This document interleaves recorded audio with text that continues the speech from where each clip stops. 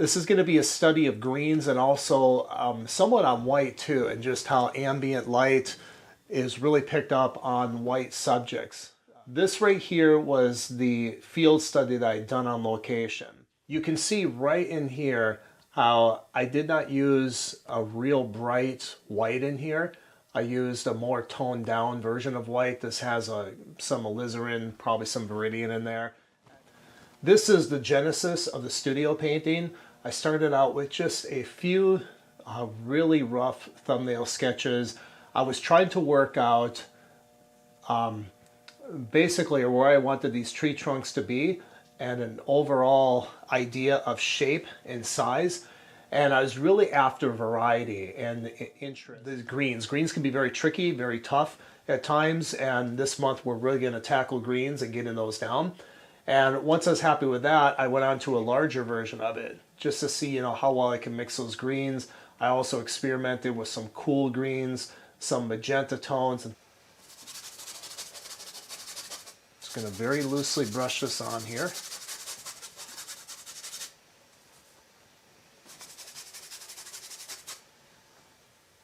Now some people, when they're doing a painting like this, they might start with a warmer tone canvas.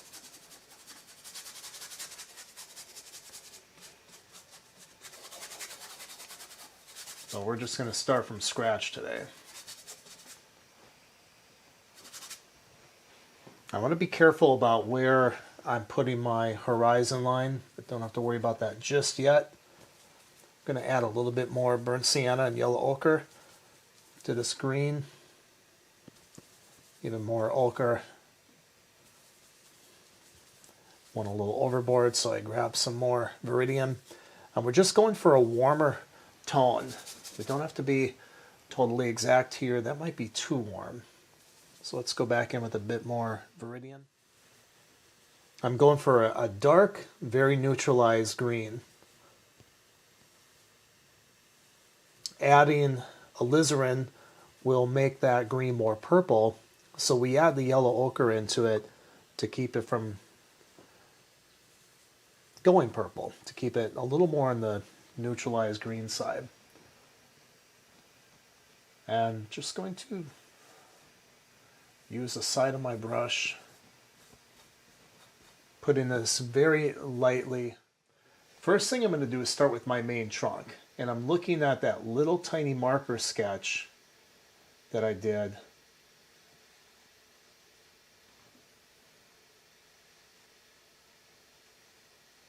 And I'm just pushing my thumb down on the paper towel. If you look at the reference photo, this little guy that's to the left of the main trunk, it's got wherever these bends are, it's really got this dark stuff bulging out big time.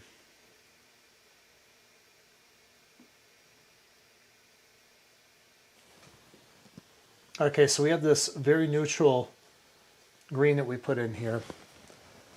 And let me see if I can come up with an easier mixture of that for you. So viridian, alizarin, let's try yellow ochre. Now here's a good example of thinking, those of you who have been watching my other videos, taking my other classes, you have heard me talk about thinking abstractly when designing. Now I put in this shape right here, and I said, well, that could be a fallen log. Now, I do kind of like that shape. I kind of like where it is. We'll see if I like it later. But I can, instead of making this a fallen aspen tree, I could make it the sunlit part, another streak of sunlight coming in through here. So I'm taking right now viridian, alizarin, and white. Obviously white is dominating in these. Mixing it together. Now this does tend to default to the more lavender side. And let's start right about here.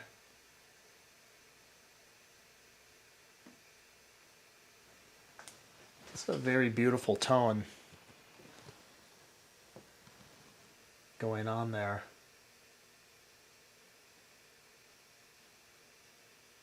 I'm not going to paint right up to the darks yet.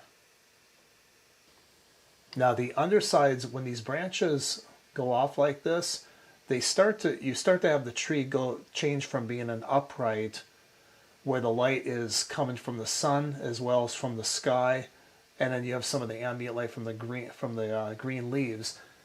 But they start to turn into a horizontal type plane where the underside of these things is going to be picking up a lot of that warmth from the greens, from the sun hitting the greens and bouncing back up.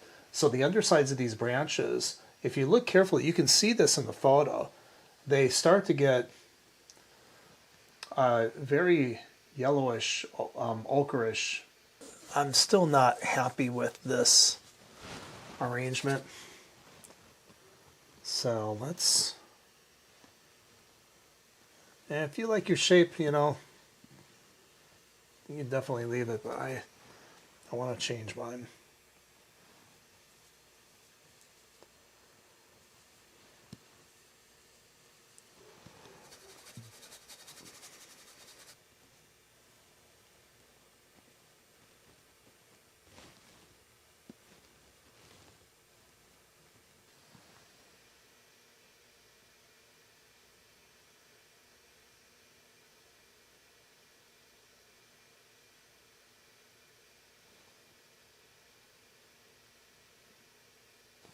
Something about the highlights is that the further around these highlights extend around the trees, the warmer and darker they're going to get. So I'm going to go with a little bit more magenta or viridian. I'm sorry, alizarin. And we talked about this earlier. Now this, I'm going to put a bigger highlight right in here. So you have to ask yourself, you know, wherever you put these darks, whatever tree is in front of these darks is going to stand out more than the other ones, just because you're creating contrast. Also, these darks can be used to bring out the highlights in the trees. You have to be careful with greens. It can be easy to go too yellow too quick with them. The biggest problem that I see with greens with artists, especially newer artists, is that they tend to either go too cool blue with this really intense blue, and that's because they think if they squeeze something like viridian right out of the tube, it's going to look like what it is in nature, and that's not true at all. Or they tend to go way too yellow with them, and there's a fine balance in between that. It's a good idea to kind of build up. Like I'm going to go over here now, and because there's going to be some of these dark leaves over here as well, because everything affects everything else.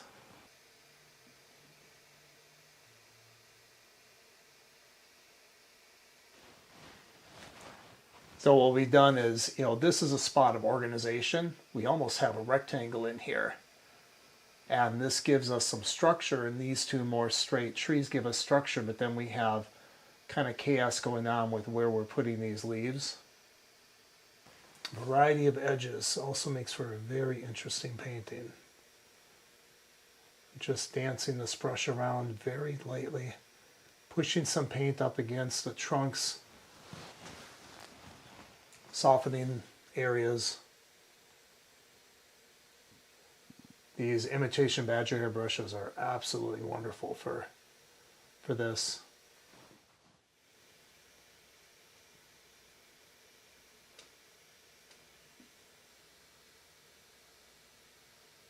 See, I'm letting some of the transparent canvas show through, not all of it. So we're really playing with this green spectrum, pushing it a little more toward blue in the shadow areas.